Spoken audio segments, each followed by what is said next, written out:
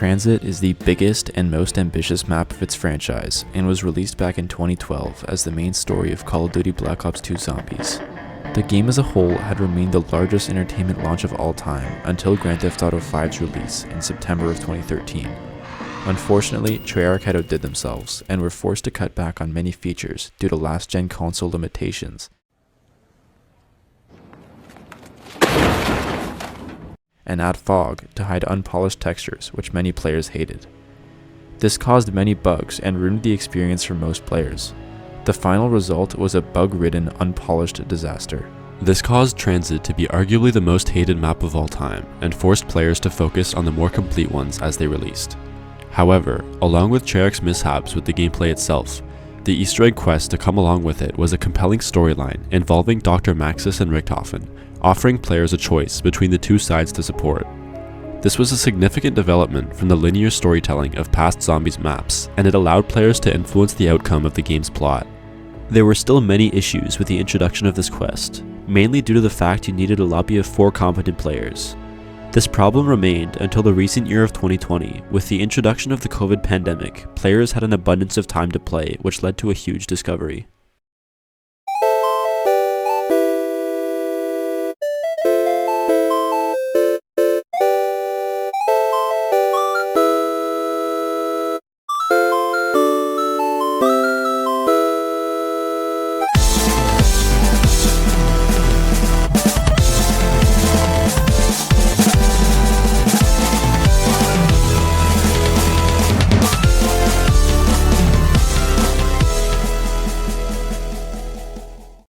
Look man, I really hate to do this, but my YouTube analytics say that 97.5% of you guys watching are not subscribed. If you want to be part of the top 2.5%, subscribe. If you already know how the Richthofen side Easter egg works on Tranzit, skip to this timestamp. If you don't, here's a quick explanation. First, you must make your way to the power station and turn on the power. Then you must assemble all of the jetgun parts scattered across the map. You must place these parts one by one on the build station in the town bar. Once acquired, take the jetgun to the pylon located on the opposite side of the cornfield from the Nocturne Totem building. Now you must stand underneath the pylon and fire the jetgun until it breaks in your hands. Once exploded, the pylon will be activated and you must kill 25 zombies using explosives. The only indication you've completed the step will be a quote of Richthofen in Stillinger's head, which you can only hear playing as Stillinger in-game. Ah, wonderful! But now too much power is flowing into the open. You must reduce it to full power by a factor of 4. The last step is important.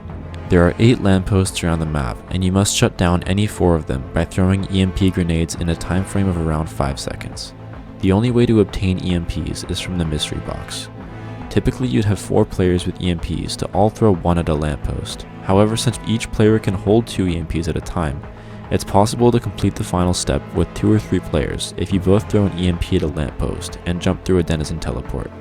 Then throw another EMP at the lamppost you pop out of to complete the quest. If you're interested in a more complete guide, I'll link one in the description. In early January of 2020, a player by the name of Apex Dragon 6 made a historic discovery. He first noticed that it was possible to complete every step of this quest until the final one in a solo game.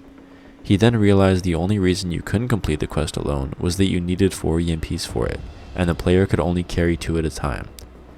Having said that, it's possible to throw 4 EMPs consecutively with the help of a max ammo drop. Apex Dragon found a way to complete the quest alone using that discovery, although it's incredibly difficult, which makes it arguably the most difficult solo Easter egg in Zombies. To complete the final step solo, you must do all steps leading up to the final one. Then, find a lamp on the map and make a portal, but do not use it. This is what we call a pre-placed teleport. The more of these you make, the higher of a chance you'll have of completing the Easter egg. Once you have at least 1 pre-placed teleport, you must go to the hunter's cabin and kill zombies close to the portal at the lamp until one drops a max ammo, without grabbing it. When the max appears, kill any zombies that'll be in your way of completing this next part. When ready, throw your first EMP at the power lamp cross map by doing this lineup. Immediately after that, throw your second EMP right below you and grab the max before the EMP blows up. Then, jump through your TP and pray that you teleport to anywhere with a pre-placed teleport. If you're successful, quickly throw 1 EMP there and jump through the pre-placed portal. Then hope that you teleport to any lamp that has not been EMP'd already. If this happens, you must restart the step. Quickly EMP the last lamp and you'll have completed the quest.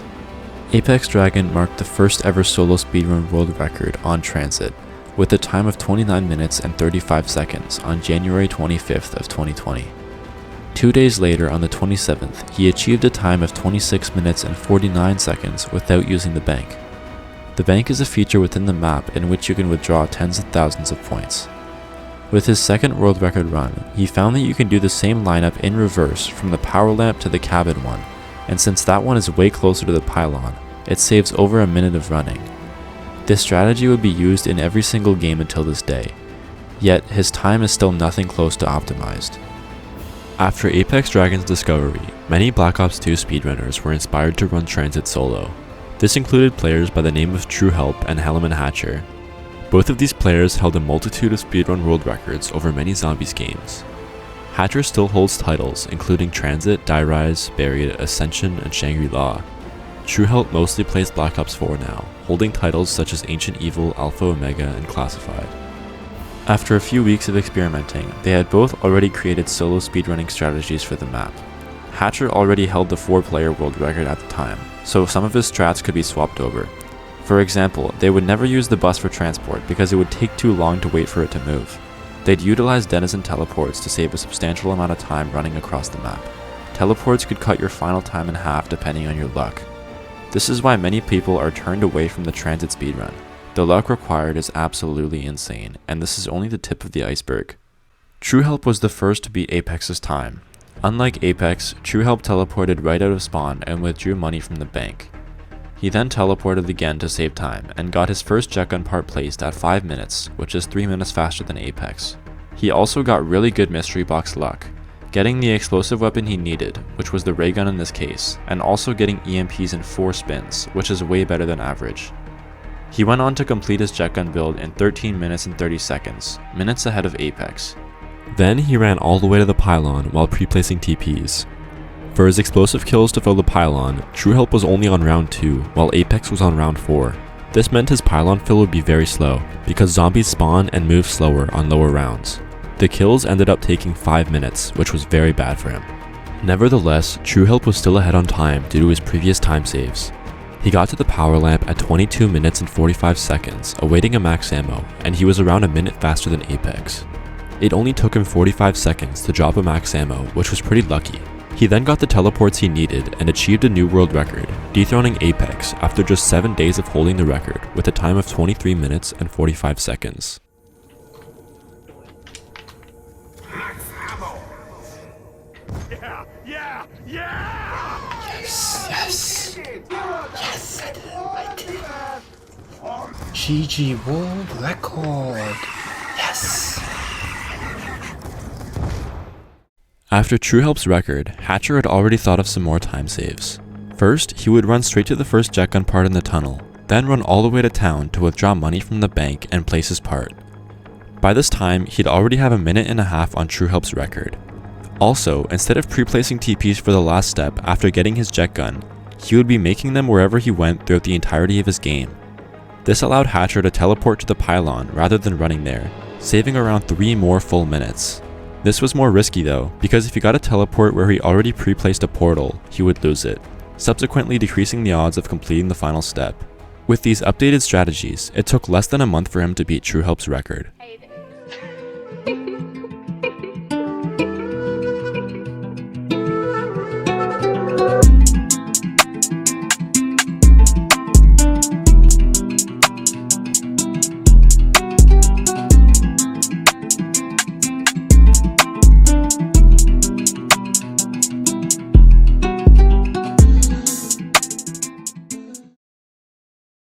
Hatcher knew that with just the right luck, he could easily get a time of under 20 minutes, perhaps even under 18. He went on to sink many hours into the run, and just a single day after his record, he pushed the time down again to under 20 minutes, with a time of 19 minutes and 37 seconds, using the same strategy but with slightly better luck. Despite the potential for a much faster run, no one wanted to run the solo speedrun because of the insane RNG required. RNG stands for random number generation, basically just luck in case you aren't familiar with the term. The record remained untouched for over a year due to this. Despite the long absence of solo world records, many interesting things happened in the Tranzit scene. For example, a month after Hatcher's solo record, on March 22nd of 2020, Hatcher, Apex Dragon, Raheem, and Ultimate Zenith beat the 4-player world record by a full minute with a time of 7 minutes and 47 seconds, an incredible record for its time that stood for over 2 years. Also, in the month of November 2020, Noah J456 posted a video for the first time on his second channel, reacting to one of Hatcher's solo records. Noah actually chose one of Hatcher's slower runs, and no one's quite sure why he chose that run to react to, but good thing he did, because it caught over 1.4 million views and it attracted much attention to the possibility of the solo quest and speedrun. His video motivated many other players to do the solo Easter egg, and some other speedrunners tried Tranzit without success. This is a good time to talk about another interesting aspect in the run. Permaperks or persistent upgrades are unlockable upgrades you can get on the Victus maps, Tranzit, Die Rise, and Buried. You can have multiple permaperks at once, but some can interfere with others and they carry over to different game sessions. Most permaperks imitate normal perka-colas, while others imitate power-ups. The most common one is Perma Jug, which lets you take 4 zombies hits as opposed to 2. Other permaperks can earn you extra points in certain situations or give you a discount on purchases. All of them are allowed in speedrunning except for one, which I'll get into later, and you're allowed to place scripts into your game to have them at all times. It's hard to tell which permaperks were used in which run on console, because I'd have to ask every single person individually, and most of them are useless anyway, so just keep that in mind. In August of 2021, a year after his last world record, Hatcher finally decided to take the map seriously, and he put hundreds of hours into the speedrun. He started using strategies which took more RNG and led to more resets, but would be much faster in turn. First, instead of running to town after getting the first part, he teleported, saving around 30 seconds depending on the TP. He also just started taking more risks in general, leading to a potential better time. Taking more risks proved to be a good idea because he then pushed his record down to 18 minutes and 3 seconds on August 27th, 2021, but he still knew that the final time was nowhere near his potential. Less than 5 days later, on September 1st, he would achieve a time he was finally happy with. He actually got some pretty bad luck to begin his run. He didn't get EMPs before the box moved. This loses almost a minute. Since the box actually moved to power, he could spin the box while getting the jet gun part there. After 6 spins, he got the EMPs. He then teleports back to town, building the jet gun in 11.5 minutes. He then gets the power TP, which is the second best TP in his situation. He then fills the pylon in under 2 minutes and runs back over to the power lamp. He arrived at the lamp at just over 15 minutes and gets a max ammo on his second zombie. Then got the TP RNG to get a final time of 15 minutes and 44 seconds. Max ammo! Full as a tick!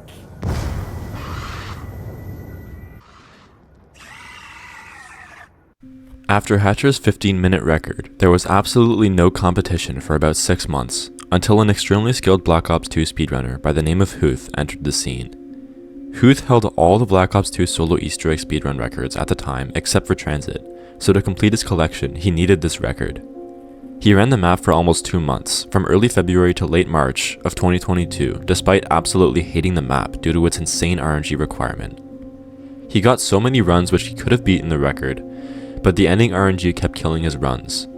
On March 21st of 2022, he finally became the only person ever to be the world record holder of every solo Easter egg speedrun on Black Ops 2 Zombies.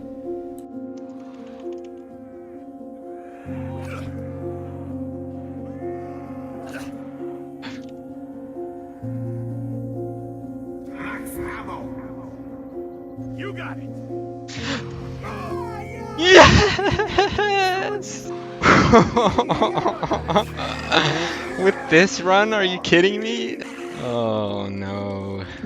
It's so bad.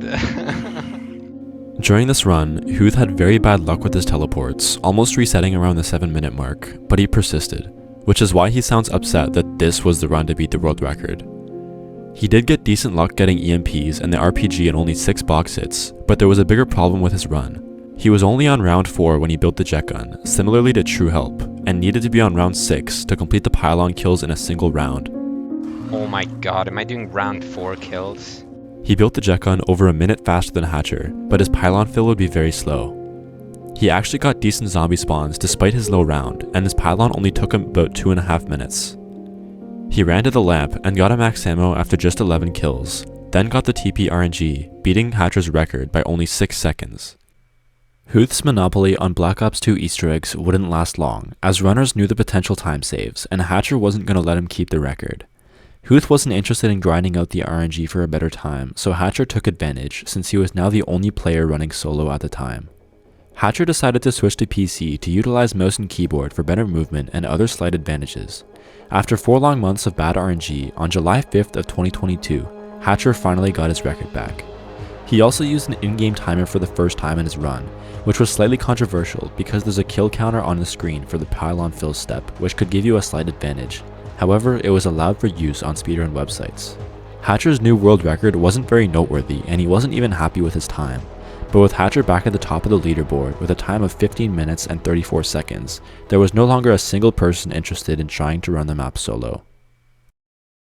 Until March of 2023. Remember when I said there was a permaperk that wasn't allowed on the run?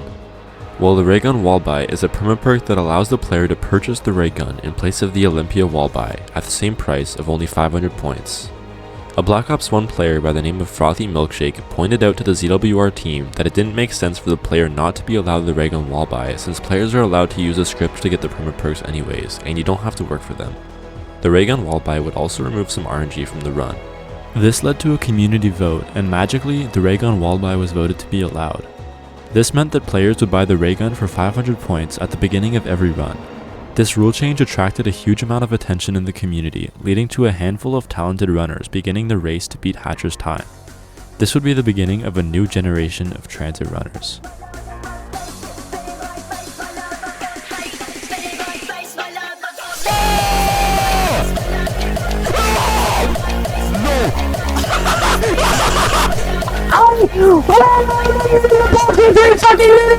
God damn it! No! Why am I so autistic? I even TP'd for 3.5 minutes. We are so cooking right now. Oh, fuck off! Fuck right off! Oh my, I'm not playing Depot! Like, stop!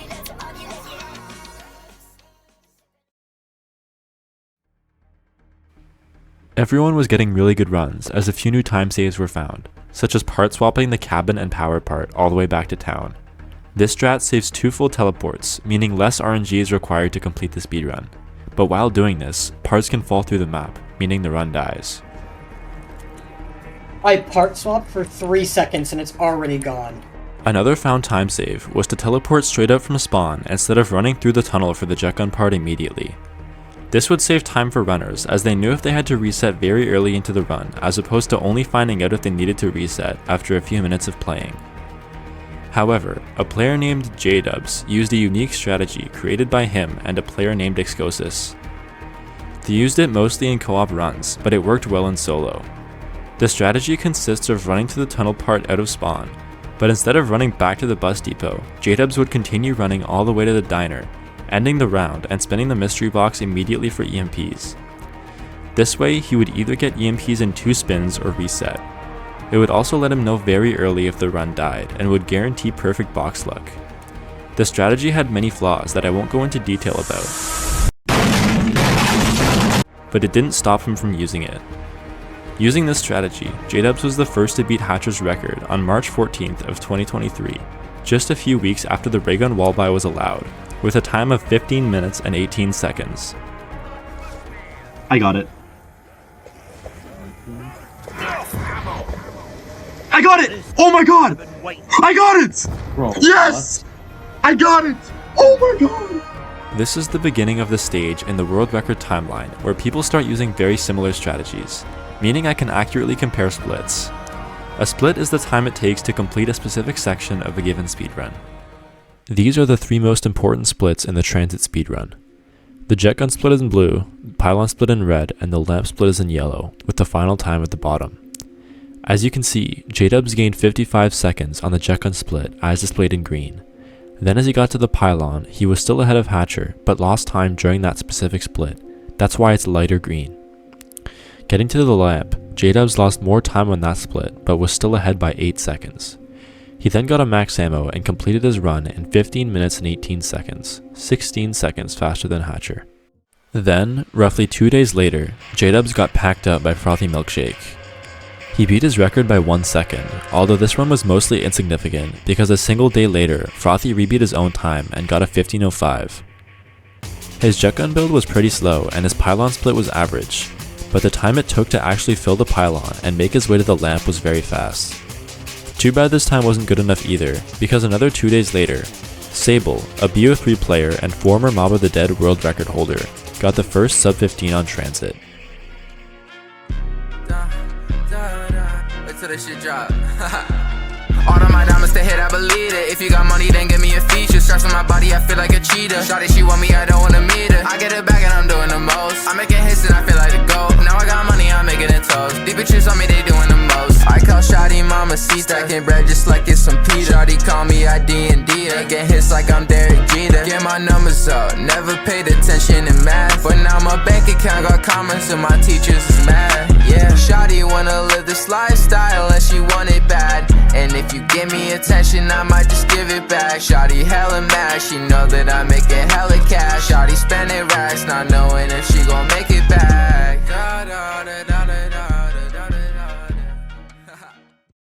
Unfortunately, while Sable was filling the pylon, one of the zombies dropped a max ammo.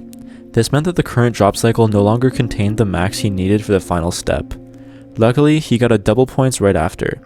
Sable now had to pray that his max and double points ended his drop cycle, and he had started a new one.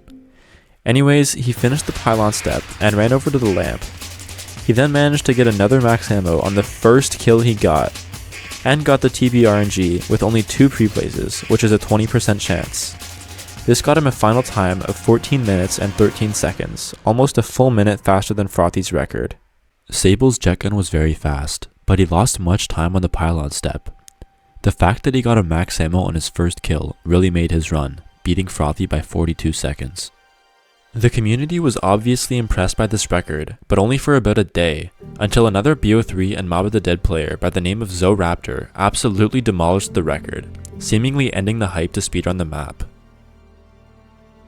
No one touching this. This GG. is insane. I mean shit. I don't think this. The world felt bad for the 5-4 man, so we gave him WR. Zoraptor cut the record down another minute and a half, a single day after Sable's record, and no one saw it coming. You might be asking yourself, J-Dubs, did you really make an edit of Sable's run just for Zoraptor to beat it the next day? Yes. A few things are important about Zoraptor's run. First of all, not a single bad TP caused him significant time loss. 3 of his TPs were mediocre, leading to maybe a 20-second collective time loss, and every other one was absolutely perfect. He also played it very safe nearing the end of the run, sacrificing 10 whole seconds to pre-place a TP at Diner, and also running all the way from Bus Depot to town instead of risking the TP, losing about 35 seconds, assuming he got another perfect TP to town though. He then built his jetgun and filled his pylon, ran to the lamp and got a max ammo and 2 kills, also getting the TP RNG at the end with 2 pre-places, meaning a 20% completion chance.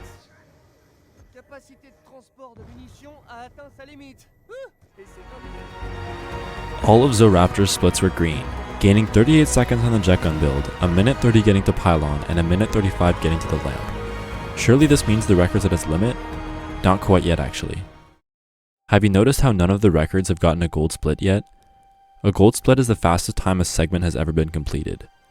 No gold splits have been in a world record yet because the RNG is so awful in this speedrun that it's incredibly rare to get those splits while having the rest of your run be playable.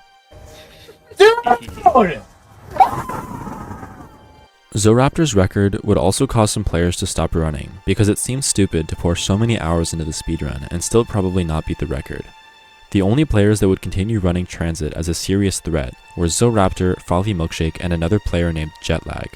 Another mysterious but skilled World at War high rounder by the name of Shades recently started running Tranzit also. This player is important, so I'll give you some context. Shades began competitively playing zombies with high round challenges on World at War in early 2022. Around 7 months after his first appearance on the high round leaderboard, he tried speedrunning Mob of the Dead, the most popular speedrun at the time. Anyways, he got the record by 2 seconds after just 5 days of running, which is absolutely insane. But this isn't the end of it. He went on to rebeat his world record by 2 seconds a month later, then another 2 seconds, by 4 more seconds, by 3 seconds, by 2 seconds, and finally by another 2 seconds, all within the span of a few months. This raised suspicion, but no proof of foul play was found. After Shades was satisfied with his time on Mob of the Dead, he moved on to Tranzit, also streaming his runs to Twitch. He actually really didn't stream that much. Anyways, after just a few weeks of running Tranzit, or 19 days after Zoraptor's record, Shades became the luckiest speedrunner to ever play Tranzit. Shades got an incredible jetgun time of 8 minutes and 11 seconds, which was the fastest jetgun build ever and the first gold split in a world record.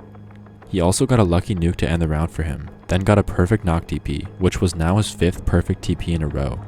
He got to the pylon at 9 minutes and 6 seconds, gaining even more time, then got his 25 kills and made his way to the power lamp, getting there at 11 minutes and 12 seconds, over a minute faster than world record. He got a max ammo after his 6th kill and got the TP RNG, which in his case is a mere 10% chance with a singular pre-placed portal.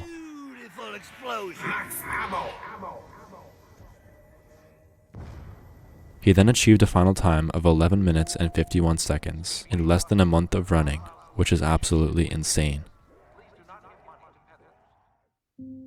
His world record video ended up getting around 500,000 views on YouTube, boosting the popularity of the speedrun. Prior to Shades' run, the fastest known jetgun build was around 8.5 minutes. Shades beat this time by 20 seconds in his record run, which contained more ridiculous odds later on. At the time, runners basically just gave up on Tranzit due to its seemingly impossible record. However, it wasn't long before players started noticing the slight possible time saves in Shades' run. Now I won't go into too much detail, but for a brief summary, he lost 11 seconds ending round in power, he lost 2 seconds with his wire part spawn, 18 seconds with his bad TP to town, 8 seconds with his bad bridge TP, 6 seconds getting EMPs on his second hit, 4 seconds buying Bowie knife, around 7 seconds leaving his part this deep in the fog while juggling cabin part, 22 seconds due to a bad round end here. Luckily he was bailed out by a nuke, preventing him from losing even more time. 6 seconds needing to pre-place a denizen here. Perfect zombie spawns could have been up to 30 seconds faster at the pylon. Around 27 more seconds lost due to not getting a perfect max ammo here. All this adds up to a total of around 2 minutes and 20 seconds of potential time save. Runners such as Frothy Milkshake, Jetlag, Zoraptor, and J-Dubs picked up on this and started running Tranzit once again, but undeniably much less than when the record was easier to beat, playing only a couple hours per week. Tranzit was basically a side quest for these runners, since they all had other maps to speedrun at the time. After exactly a month of this, Jetlag got this insane run, getting a max at Lamp almost a full minute faster than Shades, but losing the run due to the 10% TP RNG at the end with only one pre-place. No! Oh my god! Fast, bro. You would have had that. All 4 of these players continued getting incredibly close to the record, but lost dozens of runs to RNG factors that were out of their control. Frothy Milkshake was the player to get the most unlucky games. On the 6th of August, he got a max ammo at the lamp on world record pace, where he actually got the first TP to a lamp with a pre-place, but the next TP sent him back to the power lamp, which he had already EMP'd, killing his run. 2 days later, the exact same thing happened, losing a ridiculously fast run to a mere teleport which was in his favor 5 and 7, or 71.4% for the second time. His determination was insane though. It seemed that these runs had only motivated him more to play this terrible speedrun, until finally, his determination paid off.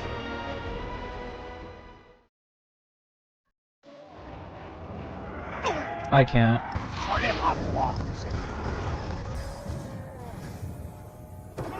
Inition au max.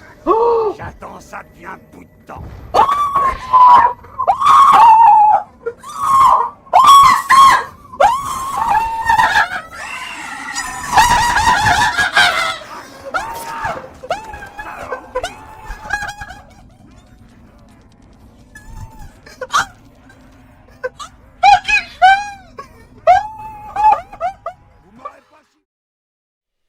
With a final time of 10 minutes and 56 seconds, he made history on the map, creating a virtually unbeatable run that will probably stand for years.